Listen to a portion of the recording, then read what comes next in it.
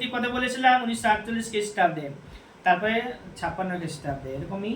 আর এই যে প্রাচীন ভারতে বলেছিলাম রিপনের আমলে 1881 খ্রিস্টাব্দে প্রথম শিল্পনীতি, তারপরে 1891 খ্রিস্টাব্দে ল্যান্ডস্লাইনের সময়ে হয়েছিল। আর ভারতে উদারীকরণ নীতি চালু করা হয়েছে কবে?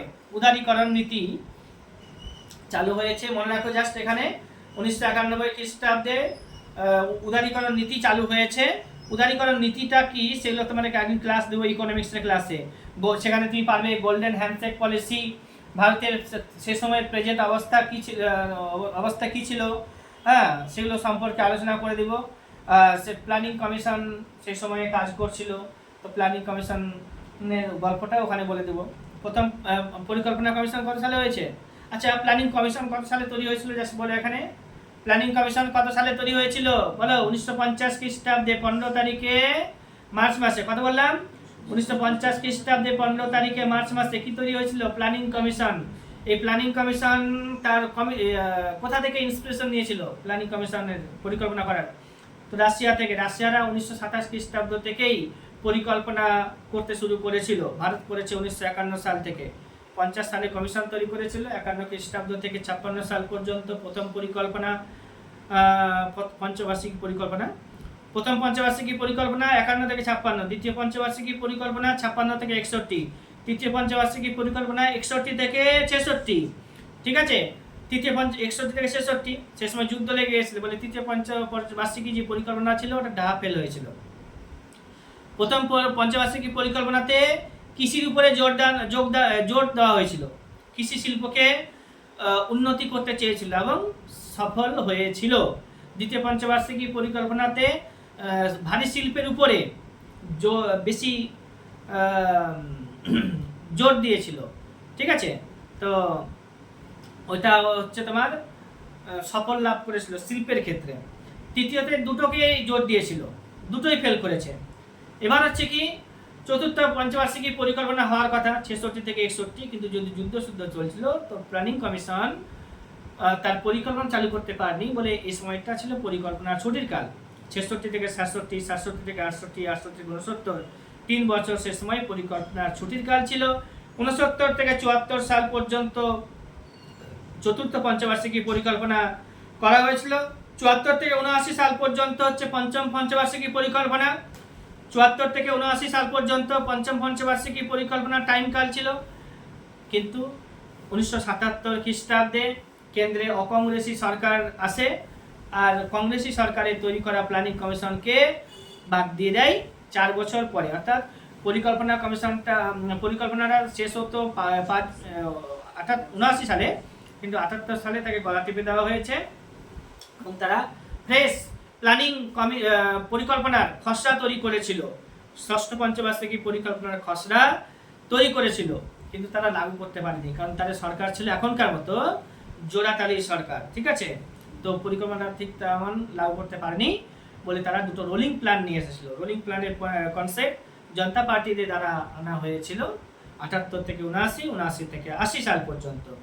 80 সালে আবার ইন্দিরা গান্ধী ভারতের প্রধানমন্ত্রী হলো এবং 80 থেকে 85 সাল পর্যন্ত ষষ্ঠ পঞ্চবার্ষিকী পরিকল্পনার খসড়া আবার একটা ওরা রচনা করলো। একটা জনতা দল করেছিল পরিকল্পনার খসড়া, কিন্তু সেটা লাগু করতে পারেনি, বাদ পড়ে গেছে। তারপরে 80 সালে আবার সরকারে আসলো কংগ্রেস, আবার করলো। ওই জন্য ষষ্ঠ পঞ্চবার্ষিকী পরিকল্পনার খসড়াটা দুইবার ড্রাফটেড করা হয়েছে, অর্থাৎ দুইবার খসড়াটা লেখা হয়েছে। ষষ্ঠ পঞ্চবার্ষিকী পরিকল্পনা রোলিং প্ল্যান ছিল 78 থেকে 79, 79 থেকে 80। পরিকল্পনার ছুটির কাল হচ্ছে 66 থেকে 67, 67 থেকে 68, 68 থেকে 69, অর্থাৎ 66 টু 69। আর প্রথম পঞ্চবার্ষিকী পরিকল্পনা হলো 51 থেকে 56, দ্বিতীয়টা হচ্ছে 56 থেকে 61, তৃতীয়টা হচ্ছে 61 থেকে 66, আর তারপরে ছুটি, তারপরে 69 থেকে 74 একটা, 74 থেকে 79 সাল পর্যন্ত আর একটা, এবার 79, 80, 80 অর্থাৎ 79, 79, 80 দুটো বাদ গেল, মানে রোলিং প্ল্যান হলো। তারপরে আছে 80 থেকে 85 একটা পঞ্চবার্ষিকী পরিকল্পনা, 85 থেকে 90 আরেকটা, 80 থেকে 85 হচ্ছে ষষ্ঠ, 85 থেকে 90 হচ্ছে সপ্তম হয়ে আবার ভারতের অবস্থা খুব খারাপ। তো সেই সময় আবার 2 বছর বাদ পড়েছে, মানে 90, 91, 92, 92 বাদ। তো 91 খ্রিস্টাব্দের শেষ দিকে পরিকল্পনা চালু হলো, ওই জন্য ওটা 92 থেকে 97, ঠিক আছে। ওটা হচ্ছে অষ্টম পঞ্চবার্ষিকী পরিকল্পনা, 92 থেকে 97, 97 থেকে 2 হচ্ছে নবম, 2 থেকে 7 হচ্ছে দশম, 7 থেকে 12 হচ্ছে একাদশ, 11 থেকে 7 থেকে 12 হচ্ছে একাদশ, 12 থেকে 17 হচ্ছে দ্বাদশ পঞ্চবার্ষিকী পরিকল্পনা। দ্বাদশ পঞ্চবার্ষিকী পরিকল্পনাটা আবার সম্পূর্ণ হতে পারেনি, কারণ কেন্দ্রে 2014 সালে হ্যাঁ বিজেপি সরকার আসলো বলে নীতি আয়োগকে তুলে দেওয়া হয়েছে, এই পরিকল্পনা কমিশনকে তুলে দেওয়া হয়েছে, নীতি আয়োগ নিয়ে আসা হয়েছে। নীতি আয়োগের প্রথম যে চেয়ারম্যান ছিল নাম কি বললাম, অরবিন্দ পানাগারিয়া, ঠিক আছে। নীতি আয়োগের প্রথম চেয়ারম্যান নাম কি বললাম, অরবিন্দ পানাগারিয়া ছিল।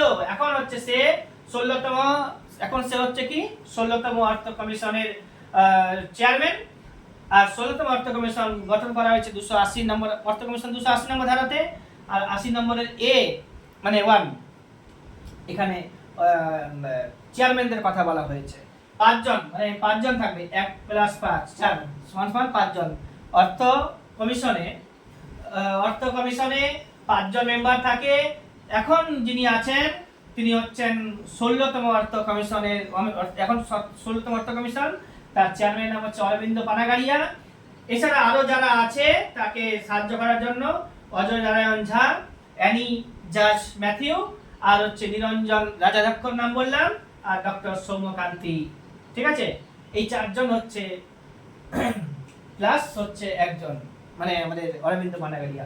অরবিন্দ পানাগারিয়া আগে কি বললাম, কেমব্রিজ ইউনিভার্সিটির কি ছিল, প্রফেসর ছিল। আর নীতি আয়োগের কি বলেছিলাম, চেয়ারম্যান ছিল। কি চেয়ারম্যান, ভাইস চেয়ারম্যান। নীতি আয়োগের চেয়ারম্যান তো সবসময় ইয়ে হবে, প্রধানমন্ত্রী হবে। আর হচ্ছে প্ল্যানিং কমিশনেরও প্রধানমন্ত্রী, চেয়ারম্যান প্রধানমন্ত্রী হবে। প্ল্যানিং কমিশনের যে খসড়াটা সেটা কি করবে, অ্যাপ্রুভ করে কে, এনডিসি, ন্যাশনাল ডেভেলপমেন্ট কাউন্সিল, জাতীয় উন্নয়ন পরিষদ, যেটা 1952 খ্রিস্টাব্দে 6 তারিখে আগস্ট মাসে তৈরি হয়েছিল, এখন আছে, ঠিক আছে। এনডিসি অ্যাপ্রুভ করবে, ঠিক আছে, কি ন্যাশনাল মানে প্ল্যানিং কমিশনের রিপোর্টকে।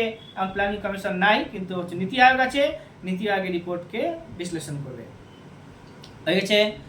আচ্ছা, একটু থেকে আর কোথায় চলে গেছিলাম, তাই না।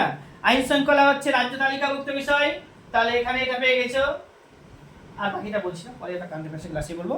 আচ্ছা, এবার হচ্ছে কি বাংলাদেশ রাষ্ট্র হয়েছে 1971 খ্রিস্টাব্দে, না বলে দিলাম। নারিকেলের চোপড়া, বৃহত্তম স্টিল প্ল্যান্ট, সবই বললাম। আচ্ছা, প্রথম শিল্পনীতি বললাম, উদারীকরণ শিল্প নীতি বললাম কত, 1991 খ্রিস্টাব্দে। ওই জায়গাটা আমি বলবো পরে আবার। হীরের খনি কোথায় আছে, মধ্যপ্রদেশে আছে, পান্না।